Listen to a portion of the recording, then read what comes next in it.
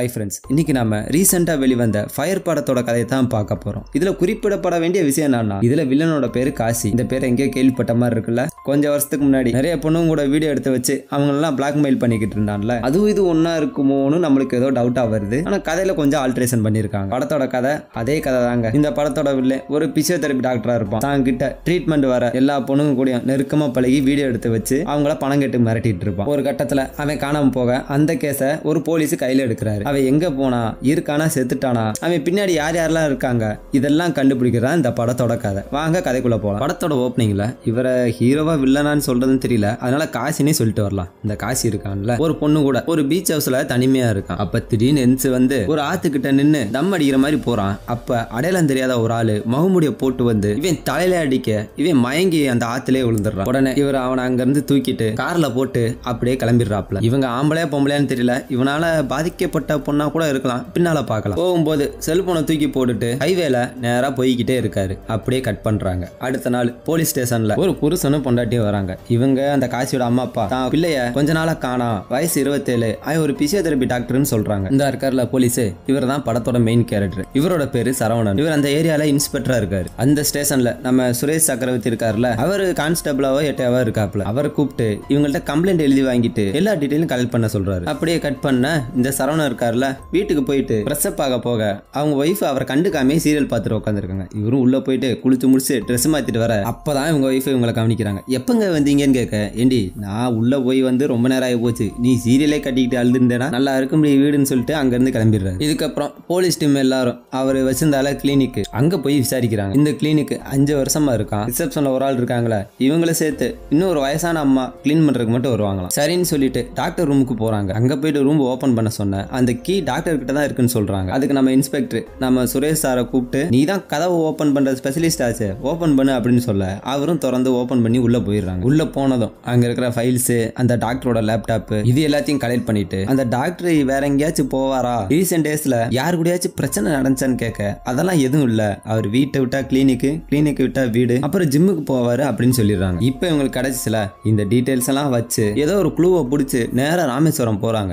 அங்க போனா நம்ம ரச்சிதா இருக்காங்கல்ல, அவங்க அந்த குளத்துல முங்கி குளிச்சு எந்திரிச்சு வராங்க. போலீஸை பார்த்ததும் ஷாக் ஆயிட்டாங்க. போலீஸ் அவங்க கிட்ட வந்ததும், எதுக்காக போனெல்லாம் ஆஃப் பண்ணி வச்சிருக்கீங்க, வீடெல்லாம் பூட்டி கிடக்கு, என்ன விஷயம் இங்க வந்தீங்கன்னு கேட்க 2-3 விஷயம் எல்லாம் பண்ணிட்டு நேரா நம்ம சரவணன் சார் கிட்ட கூப்பிட்டு வராங்க. இவங்க கதை என்னன்னா, இவங்களுக்கு கல்யாணம் ஆயிடுச்சு, 2 குழந்தை இருக்கு. ஒரு குழந்தைக்கு ஏதோ ஒரு பிரச்சனை இருக்குன்னு வச்சுங்களேன், இவங்க புருஷங்காரன் தண்ணியை போட்டு வந்து அடிக்கடி இவங்களை கொடுமைப்படுத்துவான். அப்படி ஒரு நாள் சண்டே ஆகும் போதுதான் இவங்களுக்கு முதுகுல ஏதோ பிரச்சனை வந்துச்சா நேரா டாக்டரை பார்க்க வந்திருக்காங்க. யாரா இந்த காசி. அங்க போனா இவங்களை டெஸ்ட் பண்றேன்னு சொல்லிட்டு அங்கங்க தொட ஆரம்பிக்கிறான். இவங்களுக்கு கொஞ்சம் கூச்சமா இருக்குது. அப்ப திடீர்னு கீழே அந்த ரிசப்ஷன் ஆள் இருப்பாங்களா, அவங்க வேகமா ஓடி வந்து இவங்களோட குழந்தை காயின் ஏதோ முழுங்கிச்சுன்னு சொல்லி கத்திக்கிட்டு வராங்க. இவங்களும் பதட்டத்தோட கீழே ஓடி வராங்க. வந்து தான் குழந்தைய நினைச்சு செம்மையா அழுக ஹீரோ அந்த குழந்தைய தலையில பரட்டி போட்டு முதுகுல தட்டி அந்த காயினை வெளியே எடுத்துறாரு. அப்ப அந்த குழந்தைக்கு ஏதோ பிரச்சனை இருக்கிற கவனிக்கிறாரு. அதுக்கேற்ற மாதிரி ஒரு ஸ்பெஷலிஸ்ட் இவர் கான்டாக்ட் பண்ணி இந்த குழந்தைக்கு ஒரு அப்பாயின்மெண்ட் வாங்கி தந்துடுறாரு. இதை பார்த்த ரிசப்ஷன்ல இருந்த அந்த அம்மா ஹீரோ இவ்வளோ உதவி பண்றதை பார்த்து ஆச்சரியப்படுறாங்க. அதே நேரத்துல நம்ம ரச்சிதாவும் தயங்கி சொல்லிட்டு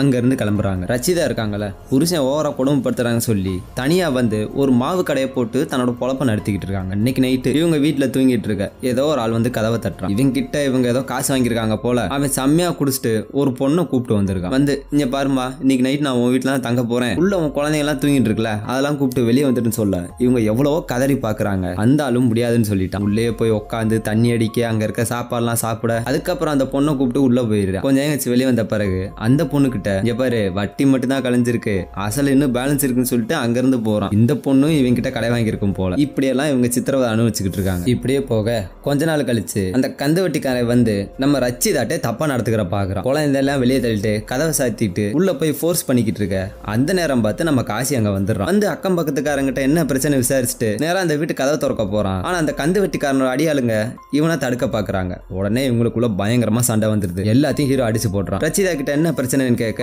அவங்களும் நடந்த விஷயத்தெல்லாம் சொல்றாங்க. நீங்க இவனுக்கு எவ்வளவு தரணும் அப்படின்னு கேட்க, இல்ல சார் அதெல்லாம் வேணா நான் பாத்துக்கிறேன்னு சொல்ல, அதுக்கு அந்த காசி, ஏன் இப்படி இருக்கீங்க, நான் பாத்துக்கிறேன், நீங்க எவ்வளவு தரணும்னு கேட்க 2.5 லட்சம் ரூபான்னு சொல்றாங்க. அதை கேட்டதும் அந்த கந்து வட்டிக்காரன்ட்ட, நான் உனக்கு அந்த காசை தரேன், இனிமேல் இவங்களை டிஸ்டர்ப் பண்ணக்கூடாதுன்னு சொல்ல அவனும் அங்க இருந்து கிளம்பிடுறான். இதனால அவங்களும் கொஞ்சம் நிம்மதி அடைகிறாங்க. இதுக்கப்புறம் அவங்க 2வது குழந்தைக்கு ஏதோ பிரச்சனைன்னு சொன்னேன்ல, அந்த பிரச்சனைக்காக ஒரு டாக்டர்ட்டையும் கூட்டு போறாரு. ரொம்ப ஹெல்ப் பண்றாரு. இது எல்லாத்தையும் ரச்சிதா போலீஸ் கிட்ட சொல்லி என்ன பொறுத்த வரைக்கும் அவர் எங்களுக்கு கடவுள் மாதிரின்னு சொல்லி அப்படியே முடிக்கிறாங்க. இதனால போலீஸுக்கு இவன் காணாம போயிட்டானா இல்ல தலைமறைவு ஆயிட்டானா இப்படி எந்த விஷயம் தெரியலன்னு குழம்பி போய்கிட்டு இருக்காங்க. இப்ப இன்னொரு குழுவை கண்டுபிடிச்சு இப்போ அவங்க ஃப்ரெண்ட்ஸ் கிட்ட போய் விசாரிக்க அவன் யாரையாச்சும் லவ் பண்ணானான்னு கேட்க அவங்க கிட்ட வேலை பார்க்குற துர்கான்னு ஒரு பொண்ணை லவ் பண்ணான்னு சொல்றாங்க. இந்த மீனாட்சி இருக்காம்போது காட்டினாங்கல்ல அந்த பொண்ணு தான். இது முத கிளினிக் வேலைக்கு சேரும்போது கிளினிக் எல்லாம் சுத்தம் பண்ணி சாமிக்கெல்லாம் பூஜை போட்டு ரொம்ப சுத்தமா வச்சுக்கிறாங்க. காசிக்கும் இவ்வளவு ரொம்ப பிடிச்சு போச்சு. வர பேஷண்ட் எல்லாம் அட்டன் பண்ணி ப்ராப்பரா உள்ள அனுப்பி அன்னைக்கு சாயங்காலம் இருக்கிற கலெக்ஷனையும் கொண்டு போய் காசிட்ட கொடுக்க எண்ணி பாத்துங்கன்னு சொல்ல அதான் நீ செக் பண்ணிட்டேல உன் மேல எனக்கு நம்பிக்கை இருக்கு ஒன்னும் பிரச்சனைன்னு சொல்லி வாங்கி வைக்க இவங்களுக்கு சந்தோஷம் தாங்க முடியல. கொஞ்சம் கொஞ்சமா டாக்டர் மேல லவ்ல உழுக ஆரம்பிக்கிறாங்க. ஒரு நாள் இவங்க பஸ் ஸ்டாண்ட்ல தனியா இருக்க இவங்களுக்கு பஸ்ஸே அன்னைக்கு கிடைக்கல. லைட்டா மழையும் பேஞ்சுக்கிட்டு இருக்கு. அந்த நேரத்துல காசி அங்கிட்டு கார்ல வர ஏன் இங்க நிக்கிறேன்னு கேட்க பஸ் வரலன்னு சொல்றாங்க. சரி வா உன்னைய டிராப் பண்றேன்னு சொல்லிட்டு அவங்கள வலுக்கட்டாயமா கார்ல ஏத்திட்டு போற வரையில ஒரு ஹோட்டல் நிப்பாட்டு சாப்பிடவும் செய்யறாங்க. இவங்க நல்லா சாப்பிட்டு முடிக்க மிச்ச சாப்பாடை நான் பார்சல் பண்ணிக்கவான்னு கேக்குறாங்க. ஏன்னு கேட்க எனக்கு ஒரு தாத்தா இருக்காரு அவருக்கு போய் கொடுக்கணும்னு சொல்ல இவரும் சரின்னு சொல்லிட்டு பேக் பண்ண சொல்லிடுறாங்க. இவங்களுக்கு அப்பா அம்மா யாரும் கிடையாது. நான் தாத்தா கூட தான் வாழ்ந்துட்டு வராங்க. அடுத்த நாளாக இவங்க கிளினிக் வரும்போது இந்த காசி பைய ஒரு கிஃப்ட கொடுக்குறான். என்னன்னா அவங்களுக்கு இன்னைக்கு பிறந்த நாளா. ஓபன் பண்ணி பார்த்தா ஒரு மோதிரம். அதை எடுத்து அவங்க கையிலேயே மாட்டி விடுறான். இது முடிக்கதான் அவங்க ஃப்ரெண்டுக்காரங்க சொல்லி இருப்பாங்க. ஆனா அந்த காதலை பத்தி எந்த டீட்டெயிலும் உங்களுக்கு இன்னும் தெரியல. தேட ஆரம்பிக்கிறாங்க. அப்படியே கட் பண்ண இப்போ காசி வீட்டுக்கு வராங்க. அவங்க அம்மா என் பையனை பத்தி ஏதாச்சும் டீட்டெயில் தெரிஞ்சான்னு கேட்க விசாரிச்சுக்கிட்டு இருக்கமான்னு சொல்லி அந்த காசி ரூம் எங்க இருக்குன்னு தேடி அந்த ரூமுக்கு போறாங்க. அங்க போனா கிட்டத்தட்ட 4-5 hard disk 5-6 sim card 5-6 memory கார்டுன்னு இப்படி நிறைய டீட்டெயில் வச்சிருக்கான். எல்லாத்தையும் கலெக்ட் பண்ணிட்டு போறாங்க. இவங்க இப்படி பண்ணிட்டு இருக்கும் போது நம்ம சிங்கம்புலி இருக்கார்ல அவர் கால் பண்றாரு. இவரு அந்த ஏரியால ஏதோ மினிஸ்டரா இன்ஸ்பெக்டருக்கு நிறைய தடவை போன் பண்ணிருப்பாரு. அவர் போன சைலண்ட்ல போட்டதுனால எடுக்கல. நம்ம சுரேஷ் சாருக்கு போன் பண்ணி அவர்கிட்ட கொடுத்து அவர் 2 திட்டி இதையா காசி கேஸ நீ தான் டீல் பண்றியாம்ல அவனை பத்தி எந்த டீட்டெயில் கிடைச்சாலும் ஃபர்ஸ்ட் நீ ஏன்டா தான் சொல்லணும்னு சொல்ல அவரும் சரின்னு சொல்லிடுறாரு. இப்படியே ஒரு வேளை விசாரிக்க ஒரு நாள் சைபர் கிரைம்ல இருந்து இவர் கால் வருது. காசியோட போன் நம்பர் லாஸ்டா எங்க டீஆக்டிவேட் ஆயிருக்குன்னு பார்க்க சொல்லியிருக்காங்க. பார்த்தா இந்த குப்பையெல்லாம் குமிச்சு வச்சிருப்பாங்களே ஊருக்கு ஒதுக்குப்புறமா அங்கதான் கடைசியா ஆக்டிவேட் ஆயிருக்கு. நேரா அங்க போறாங்க. மோப்பனாயங்களா வச்சு தேடி பார்க்க ஒரு பையன் மட்டும் போய் அது மோந்து பாக்குது. உள்ள அவனோட தலை இருக்குன்னு பார்த்தா அது கோழி இறைச்சியா. எந்த டீட்டெயிலும் கிடைக்கிறதுனால அங்க இருந்து கிளம்பிடுறாங்க. இதுக்கப்புறம் அவனோட செல்போன் லொகேஷன் இருக்குல்ல அடிக்கடி ஒரு பீச் ஹவுஸ்ல காட்டுமா அங்க போய் செக் பண்ணி பாக்குறாங்க. அங்க போனா ஒரு வயசானவர் இருக்காரு. அந்த வீட்டு தோட்டக்காரனோ வேலைக்காரனோ யாரோ ஒரு ஆளு. ஆக்சுவலா இது காசியோட வீடு கிடையாதான். அவர் ஃப்ரெண்டோட வீடா. காசி அடிக்கடி வந்து போவான். அப்ப அவர்கிட்ட காசியோட போட்டோ காமிச்சிட்டு இவனை நீங்க பாத்துக்கீங்களான்னு கேட்க அடிக்கடி வருவாரு அப்படின்னு சொல்றாரு. அருணையோட ஃப்ரெண்டு ரொம்ப தங்கமான புள்ளன்னு கேட்க கடைசியா எப்ப வந்தாங்கன்னு கேக்குறாரு. ஒரு 5 நாளைக்கு முன்னாடி வந்தாங்கன்னு சொல்றாரு. தனியா வந்தாரா இல்ல ஏதாச்சும் பொண்ணு கூட வந்தாரான்னு கேட்க தனியா தான் வந்தாரு அப்படின்னு சொல்றாரு. நல்லா தெரியுமா அன்னைக்கு நீ குடிச்சிருந்தியான்னு கேட்க இல்ல ஏன் நான் குடிக்கல அவர் தனியா தான் வந்தாரு ஆனா மறுநாள் காலை சொல்லாமே கிளம்பிட்டாருன்னு சொல்றாரு. இதெல்லாம் முடிஞ்ச பிறகு போலீஸ் ஸ்டேஷனுக்கு போக அங்க சைபர் கிரைம்லாம் இருப்பாங்கல்ல அவங்க எல்லாத்தையும் உட்கார வச்சு இந்த காசியோட சோசியல் மீடியா எல்லாத்தையும் செக் பண்ணி பாக்குறாங்க. அதெல்லாம் பார்த்து முடிச்ச பிறகு அவங்க இந்த லேப்டாப் ஹார்ட் டிஸ்க்லாம் செக் பண்ணி பார்த்திருப்பாங்கல்ல அதுல ஏதாச்சும் டீடைல் இருக்கான்னு கேட்க எல்லாத்துலயும் சாமி படம் தான் இருக்குன்னு அவங்க சொல்லிடுறாங்க. அதை கேட்ட நம்ம சரவணனும் என்னையா சொல்றீங்கன்னு வாங்கி செக் பண்ணி பார்த்தா அவங்க சொன்ன மாதிரியே எல்லாம் படமா தான் இருக்குது. இவங்க இந்த சோசியல் மீடியாலாம் செக் பண்ணி பார்த்தாங்கல்ல அதுல இருக்கிற பெரிய கைங்களெல்லாம் எடுத்து ஒருத்தர் வீட்டுக்காக என்கொயரிக்கு போறாங்க. ஃபர்ஸ்ட் நம்ம சாட்சி வீட்டுக்கு வராங்க. ஆனா இவங்க என்ன நினைச்சிருக்காங்கன்னா இவங்க பாஸ்போர்ட் ஒன்னும் அப்ளை பண்ணிருப்பாங்க அதுக்கு வெரிஃபிகேஷனுக்கு தான் வந்திருக்காங்கன்னு சொல்லி கூப்பிட்டு போய் உள்ள உட்கார வச்சு பேச ஆரம்பிக்க ஏமா நாங்க அதுக்கெல்லாம் வரலமா காசி உங்களுக்கு தெரியுமா அவன் இப்ப காணாம போய் ரொம்ப நாள் ஆச்சு அதை பத்தி தான் விசாரிக்க வந்தேன்னு சொல்ல இவங்க மூஞ்சியே மாறுது. ஒரு பிளாஷ்பேக்கை காட்டுறாங்க. இவங்களுக்கு கல்யாணம் ஆயிருக்கும். இவங்க ஹஸ்பண்ட் ஃபாரின்ல இருப்பாரு. இவங்களை கொஞ்ச நாளா கூட்டு போறதா பேசிக்கிட்டு இருக்காங்க. அந்த நேரத்துல காசி வரான். இவங்க ஒரு துண்டு வச்சிருப்பாங்க. இந்த துண்டு என்னோடதுன்னு சொல்ல 2 துண்டு ஒரே கலர் இருக்கனால கன்ஃபியூஸ் ஆயிடுச்சுன்னு சொல்றாங்க. இப்படிதான் இவங்க இன்ட்ரோ ஆகிக்கிட்டாங்க. அப்ப ஒரு நாள் இவங்க ஜிம்ல எக்ஸசைஸ் பண்ணிட்டு இருக்கும் போது இவங்க ஏதோ வெயிட் தூக்கிட்டு இருப்பாங்க. அந்த நேரத்துல இவங்க கை பிடிச்சுக்கிறோம். அந்த ஜிம் ட்ரெயினர் இருப்பான்ல காசியை கூப்பிட்டு இதை வந்து என்னன்னு பாருங்கன்னு சொல்ல இவங்க யார் இவருன்னு கேட்க பயப்படாதீங்க இவர் ஒரு டாக்டர் தான் இவருக்கு தெரியும் அப்படின்னு சொல்ல இவரு வந்து செக் பண்ணி பார்த்து லைட்டா 2-3 மசாஜ் எல்லாம் பண்ணி கையை சரி பண்ணி வச்சிடறாங்க. அப்ப அவரோட விசிட்டிங் கார்டை கொடுத்துட்டு உங்களுக்கு ட்ரீட்மெண்ட் தேவைப்படுது நாளைக்கு வந்து என்ன பாருங்கன்னு சொல்ல இவங்களும் சரின்னு சொல்லிடுறாங்க. கார்டை வாங்கி போயிட்டு வீட்டுல உட்காந்து அதுல ஒரு இன்ஸ்டாகிராம் ஐடி இருக்கு போல அதை போட்டு செக் பண்ணி பாக்குறாங்க. நம்மால் நிறைய ரீல்ஸ் போட்டிருக்காரு. சோசியல் மெசேஜ் எல்லாம் நிறைய கொடுத்திருக்காரு. இதை பார்த்து இம்ப்ரெஸ் ஆகி அவங்க கிளினிக்கு போயிடுறாங்க. அங்க போயிட்டு இவங்க ட்ரீட்மெண்ட் பண்ணிக்கிட்டு இருக்க இங்க தேவையில்லாத கன்வர்சேஷன்லாம் நடக்கும். நான் சிம்பிளா சொல்லிடுறேன். சாட்சியை பத்தி காசி கிட்ட இன்ட்ரோ பண்ணி காசி வந்து சாட்சி கிட்ட இன்ட்ரோ பண்ணி அவங்க பர்சனல் டீட்டெயிலாம் ஷேர் பண்ணிக்கிறாங்க. இது எல்லாத்தையும் போலீஸ்ட சொல்லி அவன் எனக்கு ஒரு நல்ல ஃப்ரெண்டு சார் அவன் காணாம போனது எனக்கே வருத்தமா இருக்கு அப்படின்னு சொல்ல கடைசியா எப்ப பாத்தீங்கன்னு கேட்கிறாரு. இன்னைக்கு மட்டும் தான் பார்த்தேன் அதுக்கப்புறம் போன்ல எப்பயாச்சும் பேசிக்கிடுவோம் மத்த எதுவுமே எனக்கு தெரியாது அவனை எப்படியாச்சும் கண்டுபிடிங்க சார்னு சொல்ல நம்ம சரவணன் இருக்காருல்ல இங்க பாருமா காசி காணாம போன அன்னைக்கு உன் புருஷன் ஃபாரின்ல இருந்து இங்க வந்திருக்காரு வந்ததும் உன்னை பார்க்காம கூட இங்க இருந்து திரும்பி போயிருக்காரு எதனால நீயே சொல்லிட்டேன்னா நல்லா இருக்குன்னு சொல்ல அவங்க டென்ஷன் ஆகிறாங்க. என்ன சார் என் ஹஸ்பண்ட் ஊருக்கு வந்துட்டு வந்துட்டு என்ன எப்படி பார்க்காம போவாரு. திடீர்னு ஸ்டேஷன்ல இருந்து போன் வருது. என்னன்னா ஒரு ஆள் வந்து காசியை நான் தான் கொண்டேன்னு சரணடைஞ்சிட்டாராம். இதை கேட்டதை இவங்க பதட்டமா அங்க இருந்து கிளம்புறாங்க. நேரா ஸ்டேஷன் போறாங்க. அங்க போய் பார்த்தா அந்த பீச் ஹவுஸ்ல ஒரு வயசானவர் இருந்தார்ல, அவர் உட்கார்ந்து இருக்காரு. அவரை பார்த்ததும் ஆல்ரெடி சாக்குல இருந்தவங்க இன்னும் சாக்காயிடுறாங்க. அதே நேரத்துல காசியோட அப்பா அம்மா இருக்காங்கல்ல, அவங்க நேரா ஸ்டேஷனுக்கு வந்து தான் பையன் அவர்கிட்ட பேசினதாகவும், நான் இங்கதான் இருக்கேன், எதுக்கு போலீஸ் கம்ப்ளைண்ட் எல்லாம் கொடுத்தீங்க, நான் வேலை விஷயமா ஃபாரினுக்கு வந்தேன்னு சொன்னதாகவும் சொல்றாரு. இவங்களுக்கு மண்டை உலம்பி போச்சு. அந்த நம்பரை வாங்கி சைபர் கிரைம்ல கொடுத்து செக் பண்ண சொல்றாங்க. அப்படியே கட் பண்ண இப்போ பிளாஷ்பேக்கை காட்டுறாங்க. இந்த காசி இருக்காருல, தான் ஃப்ரெண்டு வீட்டுல ஏதோ ஒரு ஃபங்க்ஷன் போல அதுக்காக வந்திருக்காரு. அங்க அவங்களோட ஃப்ரெண்டோட ஃப்ரெண்டு ஒருத்தவங்க உட்கார்ந்து இருக்காங்க. இவங்களுக்கு ரீசெண்டா தான் கல்யாணம் ஆச்சா. கல்யாணம் 3 மாசத்துல அவங்களோட புருஷன் ஆக்சிடென்ட்ல இறந்து போயிட்டாராம். ரொம்ப பாவம் அப்படின்னு சொல்லிட்டு ஃபீல் பண்ணிக்கிட்டு இருக்காங்க. இதுக்கப்புறம் உன்னையை விட்டு வைக்கல அந்த குரங்குன்ற மாதிரி அந்த காசி அந்த பிள்ளையும் பிக்கப் பண்ண ஆரம்பிச்சிருக்கான். நினைச்ச மாதிரி 2 பேரும் அடிக்கடி கால் பண்ணி பேசிக்கிறாங்க. ஒரு நாள் இந்த காசிக்கு பர்த்டே போல அதனால ஒரு கேக்க வாங்கிட்டு வந்து தனியா வீட்டுல சந்திக்கிறாங்க. அப்ப அந்த காசி பையன் தான் ஒரு பொண்ணை லவ் பண்ணதாவும் அதுக்கு கொஞ்ச நாள் இறந்து போயிட்டதாவும், அதனால அதை நினைச்சு ரொம்ப ஃபீல் பண்ணிக்கிட்டு இருக்கேன்னு சொல்ல, இவங்களும் அதே கேஸ் தானே, அதனால காசி மேல ஃபீல் பண்ண ஆரம்பிக்கிறாங்க. அன்னைக்கு நைட்டு நாம நினைச்ச மாதிரியே 2 பேருக்குள்ளயும் கசம்சா நடந்து போயிருது. இந்த விஷயத்தை எல்லாத்தையும் நம்ம இன்ஸ்பெக்டர் சரவணன் இருக்கார்ல, அவர்கிட்ட இப்ப காமிச்ச பொண்ணு சொல்லிக்கிட்டு இருக்கு. காசி என்னோட உணர்வு, என் ஃபீலிங்ஸை புரிஞ்சுக்கிட்டு அவன் தான், அவனை எப்படியாச்சும் கண்டுபிடிச்சு கொடுத்துருங்கன்னு சொல்லி இவங்களும் ஒரு பக்கம் சொல்லிக்கிட்டு இருக்காங்க. சரி, இப்ப கொலை பண்ணிட்டான்னு சொல்லி ஒருத்தர் சரண்டர் ஆனார்ல, அவரு கதை என்னன்னு கேட்டீங்கன்னா இவங்க வேற யாரும் கிடையாது, காசியோட ஆஸ்பத்திரியில ரிசப்ஷன் ஒரு பொம்பளை இருந்தாங்கல்ல துர்கா, அவங்களோட தாத்தா. இவரு தான் அந்த கெஸ்ட் ஹவுஸ்லயும் வேலைக்காரனா இருந்திருப்பாப்ல. நம்ம இன்ஸ்பெக்டர் கிட்ட நடந்தது என்னன்னு சொல்லி பிளாஷ்பேக்கா சொல்ல ஆரம்பிக்கிறாரு. ஒரு நாள் இவ்வளவு வேலையை முடிச்சுட்டு வீட்டுக்கு போயிட்டு இருக்க, வீடெல்லாம் உள்ள பூட்டி கிடக்கு. சந்தேகப்பட்டு ஜன்னல்ல போய் பார்த்தா இவங்க பேத்தி தூக்கு மாட்ட ட்ரை பண்ணிக்கிட்டு இருந்திருக்கு. அதை பார்த்ததும் அவங்க தாத்தா கதறி அழுக இவங்க கதவை திறந்து விட்டு கதையை சொல்றாங்க. என்னன்னா ஒரு நாள் இவங்க கிளினிக்ல இருக்கிற போட்டோல பூ மாட்டுறதுக்கு சேர்ல ஏறி இருக்காங்க. அப்ப தெரியாதனமா வலிக்கு விழுந்துட்டாங்க. காலில் ஏதோ சுளுக்கு போல. அதை இந்த காசி பைய எடுத்து வரேன்னு சொல்லி அங்க எங்கத்தோட இவங்க ஒரு கட்டத்துல ஒரு மாதிரி ஆகி கடைசியில சுதாரிச்சுட்டு வேணான்னு சொல்லிடுறாங்க. ஆனா அடுத்த நாள் இவன் என்ன சொல்றானா, எனக்கு இன்னைக்கு எல்லாத்துக்கும் ட்ரீட்மெண்ட் பண்ணி உடம்பு டயர்டா இருக்கு, நீ எனக்கு மசாஜ் பண்ணி விரியான்னு சொல்ல இவங்களும் சரின்னு சொல்லிடுறாங்க. இவன் சட்டையை கழட்டினதும் அவங்களுக்கு ஒரு மாதிரி ஆகி 2 பேரும் கசம்சா பண்ணிக்கிறாங்க. ஆனா அவங்கள வேணும்னுக்கே கரெக்ட் பண்ணு தான் இவன் இப்படி பண்ணியிருக்கான். அது தெரியாம இவங்க மாட்டிக்கிட்டாங்க.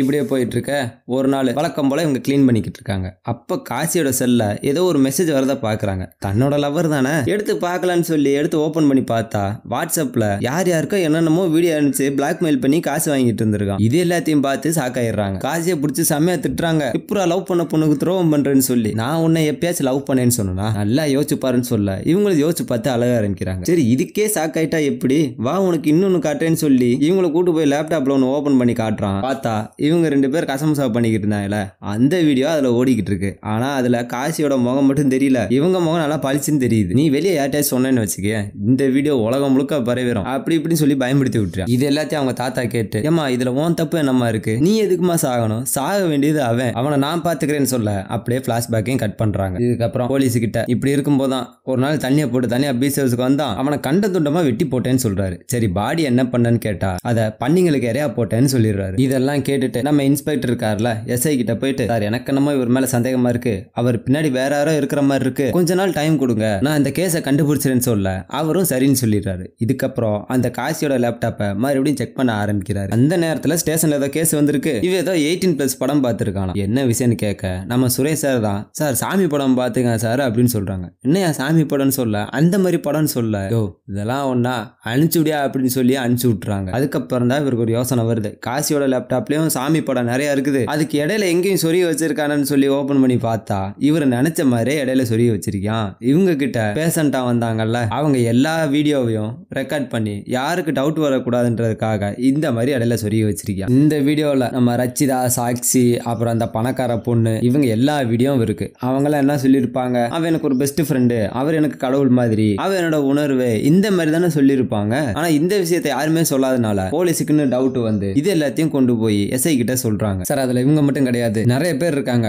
எல்லாத்தையும் விசாரிக்கணும்னு சொல்ல அவரும் சரின்னு சொல்லிடுறாரு. இவங்களும் போய் எல்லாரையும் விசாரிக்கிறாங்க. ஒருத்தர் சந்தோஷப்படுறாங்க, ஒருத்தவங்க அழுகுறாங்க. என்னன்னா எல்லா பேர்ட்டும் இந்த மாதிரி பழகி அவங்கள பிளாக்மெயில் பண்ணி கொஞ்சம் கொஞ்சமா பணமும் வாங்கியிருக்காங்க. இதுல கல்யாணம் பொண்ணு, காலேஜ் பொண்ணு, டாக்டர், வேலைக்கு போறவங்க, இப்படி நிறைய பேர்கிட்ட பழகி வச்சிருக்காங்க. பாதி பேர் இவனை பத்தி கம்ப்ளைண்ட் கொடுக்கறதுக்கு பயந்துகிட்டு விட்டுறாங்க, பாதி பேர் என்னன்னாலும் பரவாயில்லன்ட்டு விட்டாங்களா. ஆனா இதெல்லாம் சீக்கிரட்டா விசாரிங்கன்னா அந்த எஸ்ஐ சொல்லியிருப்பாரு. ஆனா எப்படியோ மீடியாவுக்கு தெரிஞ்சு நியூஸ்ல வர ஆரம்பிச்சிருச்சு. இதனால போலீஸே பிரஸ் மீட் அரேஞ்ச் பண்ணி நடந்த விஷயம் எல்லாத்தையும் சொல்லிடுறாங்க. இதை பார்த்ததும் அந்த காசியோட அம்மா அப்பா கதறி கதறி அழுகுறாங்க. இதுக்கப்புறம் இந்த அனிதா இருக்காங்கல்ல, யாரு இந்த புருஷன் சீக்கிரமா செத்து போனாங்கல்ல, அவங்கள கூப்பிட்டு எதையோ மறைக்கிறீங்கன்னு நினைச்சு விசாரிக்க ஆரம்பிக்கிறாங்க. அவங்களும் நடந்த உண்மை எல்லாத்தையும் சொல்லிடுறாங்க. என்னன்னா, இவங்க 2 பேரும் ரிலேஷன்ஷிப்ல இருக்கும்போது காசி ஒரு நாள் கால் பண்ணி இந்த மாதிரி எங்க அம்மாவுக்கு உடம்பு சரியில்லை, டாக்டர்கிட்ட கொண்டு போனோம், அவங்க இத்தனை லட்ச ரூபா செலவுன்னு சொல்றாங்க, என்கிட்ட அவ்வளவா காசு இல்லைன்னு சொல்ல அவங்க தன்னோட நகை மட்டும் இல்லாம அவங்க அம்மாவோட நகையும் சேர்த்து அடமானம் வச்சு இவனுக்கு காசை தந்துடுறாங்க. ஆனா கொஞ்ச நாள் கழிச்சு கால் பண்ணா இவன் எடுக்கவே இல்லையா. நேரா கிளினிக் போக என்ன நீ என்ன அவாய்ட் பண்ணிட்டியா அப்படின்னு கேட்க ஆமான்னு சொல்றாரு. அப்புறம் நம்ம லவ் பண்ணதெல்லாம் அப்படின்னு கேட்க லவ்வா நல்லா நோட் பண்ணி பாரு, நான் உன்னை என்னைக்காச்சும் லவ் பண்றேன்னு சொன்னான்னு சொல்ல இவங்க சாக்காகி நிக்கிறாங்க. டென்ஷன் ஆயிட்டு உன்னை நான் சும்மா விட மாட்டேன், உன்னை என்ன பண்றேன் பாருன்னு சொல்ல ஓ போலீஸ்ட போ, மீடியாவுக்கு போ, என்ன வேணா பண்ணு, ஆனா அதுக்கு முன்னாடி உனக்கு ஒரு வீடியோ கட்டுறேன் பாருன்னு சொல்லி வழக்கம் போல இவங்க கூட தப்பா இருந்தது என் வீடியோ ரெக்கார்ட் பண்ணி இவங்க கிட்டே போட்டு காமிக்கிறான். அதை பார்த்ததும் செமையா பயந்துடுறாங்க. கதறி கதறி அழுகுறாங்க. நீ எனக்கு காசே தர வேணா, நான் உன்னை ஒன்னும் பண்ண மாட்டேன், தயவு செஞ்ச வீடியோ அழிச்சிருன்னு சொல்ல அது நீ நடந்துக்கிற முறையில இருக்குன்னு சொல்றான். அதை கேட்ட அவங்க அவனை செமையா திட்டி நீல நல்லாவே இருக்க மாட்டடா அப்படி இப்படின்னு சாப விட்டு அங்கிருந்து கிளம்பிடுறாங்க. இது எல்லாத்தையும் போலீஸ் கிட்ட சொல்ல இங்க பாருமா விசாரணை முடியல, தேவைப்பட்ட அவனை கூப்பிடுன்னு சொல்லி அங்கிருந்து அனுப்பிச்சு வச்சிடறாங்க. இதுக்கப்புறம் நம்ம சிங்கம்புலி இருக்கார்ல, போலீஸ் கால் பண்ணி இந்த கேஸ்ல எது நடந்தாலும் ஏன்ட்டான ஃபர்ஸ்ட் சொல்ல சொல்லியிருக்கேன், உன்ன யார பிரஸ் மீட் கொடுக்க சொன்னதுன்னு கேட்க கமிஷனர் ஆசார் கொடுக்க சொன்னாருன்னு சொல்லிடுறாங்க. இவர் உடனே டென்ஷன் ஆகி போனை கட் பண்ணிடுறாரு. இவங்க அந்த லேப்டாப்ல இருக்கிற எல்லா பொண்ணுங்களோட டீடைல்ஸ் எடுத்தாங்கல்ல, அதுல ஒரே ஒரு பொண்ணு மட்டும் சூசைட் பண்ணி செத்து போச்சா. நேரா அந்த பொண்ணு வீட்டுக்கு போறாங்க. அங்க போயிட்டு அவங்க புருஷங்கிட்ட கேட்க ஆனே நடந்ததெல்லாம் மறந்து எதுவும் வேணான்ட்டு விட்டுருக்கேன், என்னை மறுபடியும் டென்ஷன் பண்ணாதீங்கன்னு சொல்ல சார் உங்க ஒய்ஃபுக்கு நடந்த மாதிரி இன்னொரு பொண்ணுக்கு நடக்கூடாதுல அதனாலதான் கேட்கிறோம் அப்படின்னு சொல்ல அவரு ஒரு ஆடியோவை காட்டுறாரு. அது என்னன்னு நம்மளுக்கு காட்டல. இது ஒரு பக்கம் இருக்க நம்ம சுரேஷா இருக்கார்ல, ரச்சிதாட்ட போய் விசாரிச்சிருக்காங்க. அவங்களும் உண்மை தெரிஞ்சு போச்சுன்னு சொல்லி நடந்த விஷயத்த சொல்லியிருக்காங்க. என்னன்னா இவங்க ஒரு நாள் வீட்டுக்கு போயிருக்காங்க, அந்த நேரம் பார்த்து மழை பெஞ்சிருக்கு, 2 பேரும் மழையில ஆட்டம் போட்டிருக்காங்க. அதுக்கப்புறம் ரூம்ல வந்த பிறகு எல்லாரும் கூட நடக்கிற மாதிரி இவங்க கூட கசமுசா நடந்து போச்சு. இதே எல்லாத்தையும் சுரேஷ் சார் சொல்லிட்டு இருக்காரு. இதை கேட்ட பிறகு 3 பேரையும் ஒன்னா கூப்பிட்டு உட்கார வச்சு விசாரிக்கிறாங்க. நம்ம சரவணன் என்ன சொல்றாருன்னா, நீங்க எல்லாம் ஆளுக்கு ஒரு கதை சொன்னீங்க, ஆனா உண்மையான கதையை நான் சொல்லட்டா, பீச் ஹவுஸ்ல உங்க 3 பேரோட நம்பர் அந்த ஏரியால ஆக்டிவேட்டா இருந்திருக்கு, என்ன உங்க 3 பேரு கூடயும் உங்க புருஷன் கூட இல்ல, அதனால நீங்க தப்பு பண்ணிருப்பீங்கன்னு சொல்லி அவங்கள தூண்டி விட்டு கேள்வி கேட்க பார்க்க அவங்க அப்பதான் நடந்த உண்மை எல்லாத்தையும் சொல்றாங்க. சாட்சி கிட்ட தப்பா நடந்தத வீடியோவை காட்டி அவங்க கிட்ட 10 லட்ச ரூபா பணம் கேட்டு மிரட்டி இருக்கான். அது போக நம்ம ரச்சிதா இருக்காங்கல்ல, அவங்க கிட்ட பணம் இல்லைல, அதனால அவங்க சொல்ற ஆள்கிட்ட எல்லாம் போயிட்டு இருந்துட்டு வரணும்னு சொல்லி மிரட்டி இருக்கான். இதெல்லாம் அவங்க சொல்லி கோவப்பட்டு ஆமா சார் காசியை நான் தான் கொன்னேன், இப்ப என்ன பண்ணு நீங்க சொல்றீங்கன்னு சொல்ல நம்ம வயசானவர் இருக்கார்ல அவர் கூப்பிட்டு வர்றாரு. காசியை நீங்க கொன்னீங்கன்னா அப்ப இவர் யார கொன்னாருன்னு சொல்லி கேட்க இவங்க பேந்த முழிக்கிறாங்க. என்ன ஆயிருக்குன்னா, கொஞ்ச நாளைக்கு முன்னாடி என் பையன் உயிரோட தான் இருக்கான், என்கிட்ட போன்ல பேசினான்னு சொன்னாங்கன்னு சொன்னார்ல, அது எல்லாத்தையும் இவங்க தான் பண்ணிருக்காங்களாம். ஏஐ வச்சு காசி மாதிரியே பேசி கேஸை டைவர்ட் பண்றதுக்காண்டி இப்படி பண்ணியிருந்திருக்காங்க. இதெல்லாம் எங்களால கண்டுபிடிக்க முடியாதுன்னு நினைச்சீங்களா? இங்க பாருங்க, உண்மையை சொன்னீங்கன்னா என்னால முடிஞ்ச அளவு ஹெல்ப் பண்ணுவேன், அப்படி இல்லைன்னா இருக்கிற சாட்சியெல்லாம் வச்சு உங்க 3 பேரும் தூக்கி நான் ஜெயில போட்டுருவேன்னு சொல்ல இப்பதான் நடந்த உண்மையை சொல்ல ஆரம்பிக்கிறாங்க. இந்த வயசானவர் இருக்கார்ல, அவரோட பேத்தி சூசைட் பண்ண போயிட்டா நான் போய் காப்பாத்திட்டேன்னு சொல்லிட்டு இருந்தார்ல, ஆனா அவங்க அன்னைக்கு நிஜமாவே சூசைட் பண்ணிக்கிட்டாங்களாம். இதனால இவர் செம்ம கோவத்துல இருந்திருக்காரு. இதுக்கப்புறம் தான் இந்த சாட்சி இவங்களுக்கு இன்ட்ரோ ஆயிருக்காங்க. இவங்க 2 பேரும் சேர்ந்து ரச்சிதாவை அனிதாவையும் கண்டுபிடிச்சிருக்காங்க. அதாவது காசினால ரொம்ப பாதிக்கப்பட்டவங்களா. இதனால இவங்க 3 பேர் சேர்ந்து ஒரு பிளான் பண்றாங்க. என்னன்னா, காசியை மறுபடியும் பீச் ஹவுஸ்க்கு வர வச்சு இவங்க 3 பேர் சேர்ந்து கொன்னலான்னு பிளான் பண்ணிருக்காங்க. நினைச்ச மாதிரி சாட்சி அவருக்கு போன் பண்ணி என்னால உன்னை மறக்க முடியல, இன்னும் ஒரு தடவை மீட் பண்ணலாமான்னு சொல்லி அவனை பீச் ஹவுஸுக்கு கூப்பிட்டு வந்திருப்பாங்க. சொன்ன மாதிரி பீச் ஹவுஸுக்கு வந்துட அவன் பாத்ரூம் போன பிறகு அவனோட சரக்குல மயக்க மருந்த கலந்து வச்சிருவாங்க. அதை எடுத்து குடிச்சதும் கொஞ்ச நேரம் கழிச்சு தனக்கு என்னமோ ஆகுதுன்னு சொல்லி வரேன்னு சொல்லிட்டு அப்பதான் அந்த குளத்து பக்கத்துக்கு வந்திருப்பாரு. அவன் குளத்துக்கு போன பிறகு சாட்சி அந்த வயசானவருக்கு போன் பண்ண அவர் கூட நம்ம ரச்சிதாவும் அனிதாவும் இருந்திருப்பாங்க. சரி எப்படியாச்சும் உன்னை போட்டு தரலான்னு சொல்லி யோசிச்சுக்கிட்டு இருக்க அந்த நேரத்துலதான் ஆரம்பத்துல முகமுடி போட்ட ஒரு ஆள் வந்தாங்கல்ல, அவங்க வந்து இவனை பின்னாடியே இரும்பு கம்பியால அடிச்சு அங்க இருந்து தூக்கிட்டு போயிருப்பாங்க. இது எல்லாத்தையும் இவங்க பின்னாடி இருந்து பார்த்திருப்பாங்க. இவங்களுக்கு அந்த ஆள் யாருன்னே தெரியல, குழம்பிக்கிட்டே உட்காந்துட்டு இருக்காங்க. இது எல்லாத்தையும் நம்ம சரவணன் சார் கிட்ட சொல்லிட்டு இதான் சார் நடந்துச்சு, இதுக்கு மேல எங்களுக்கு எதுவும் தெரியாது அப்படின்னு சொல்ல, இங்க பாருங்க இப்ப நீங்க 3 பேர் மாட்டிக்கிட்டீங்க, உங்கள யாரோட புருஷன் வந்து இதை கொலை பண்ணியிருக்கா அப்படின்னு கேட்க திடீர்னு ஒரு போலீஸ் வந்து ஒரு வீடியோவை காட்டுறாங்க. அதை பார்த்ததும் இவர் அங்க இருந்து கிளம்பிடுறாரு. நேரா நம்ம சிங்கம்புலி வீட்டுக்கு போறாரு. அங்க போயிட்டு அவர் முன்னாடி நிக்க இவர் செமையா புடிச்சு திட்டுறாரு. ஏன்டா நான் சொன்னா நீ கேட்க மாட்டியா, எல்லாத்தையும் நீயே பண்ணிக்கிட்டு இருக்க, எதுக்குல லேடி போலீஸை கூட்டு வந்திருக்க, எனக்கு தான் பொம்பளை வாடே ஆகாதுன்னு தெரியும்ல, ஏயா நீ நாச்சு அவன்கிட்ட சொல்ல மாட்டியான்னு கேட்க நான் சொன்னா கேட்க மாட்டார் சார்னு சொல்லி சுரேஷ் சொல்றாரு. சரி அதென்ன எப்போ போன் பண்ணாலும் என்கொயரின்னு சொல்ற, என்ன என்கொயரி அப்படின்னு கேட்க இப்ப கூட என்கொயரிக்கு தான் சார் வந்திருக்கேன்னு சொல்றாரு. அதை கேட்டதை இந்த ஆளு சிரிக்கிறாப்ல, டேய் அங்க சுத்தி இங்க சுத்தி இப்ப ஏன்ட்டே வந்துட்டியா அப்படி இப்படின்னு சொல்லி பேசிக்கிட்டு இருக்க.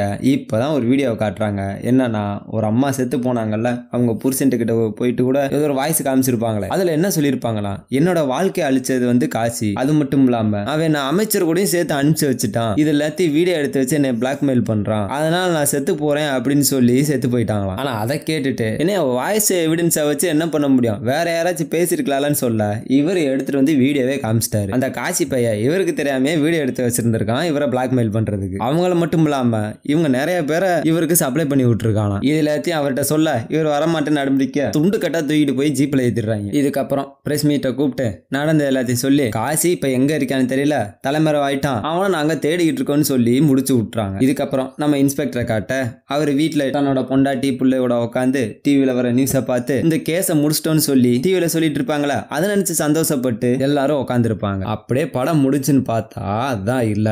இப்பதான் படத்துல இன்னொரு கதையை காட்டுறாங்க. என்ன இருக்குன்னா, நம்ம இன்ஸ்பெக்டர் சரவணுக்கு ஒரு மகன் இருந்தாங்கல்ல, அவங்கள கூட அந்த காசி பிக்கப் பண்ணி அவங்கள ஏமாத்தி வீடியோ எடுத்து வச்சு பிளாக்மெயில் பண்ணிட்டு இருந்திருக்காங்க. ஆனா இதை எல்லாத்தையும் அவங்க மனசு பொறுக்காம அவங்க அப்பா கிட்ட சொல்ல அவர் தான் அன்னைக்கு நைட்டு அந்த வேலையை பார்த்துட்டு இருக்காரு. ஆக்சுவலா அது மட்டும் நடக்காம அவங்க பொண்ணு இருக்காங்கல்ல, அவங்க இதெல்லாத்தையும் வீடியோ ரெக்கார்ட் பண்ணி அவங்க அப்பாவுக்கு அனுப்பிச்சு அவங்க சூசைட் பண்ணியே செத்தும் போயிருக்காங்க. இதுக்கப்புறம் அவனை அடிச்சு வண்டியில எடுத்துட்டு போயிருப்பார்ல, நேரா ஒரு இடத்துக்கு கொண்டு போய் ஒரு இடத்துல வச்சு ஃபுல்லா எரிச்சு விட்டு அவனோட சாம்பலை கரைச்சி விட்டுருப்பாரு. அப்படியே படத்தையும் முடிச்சிருக்காங்க. சரிங்க, வீடியோ பிடிச்சிருந்தா மறக்காம சப்ஸ்கிரைப்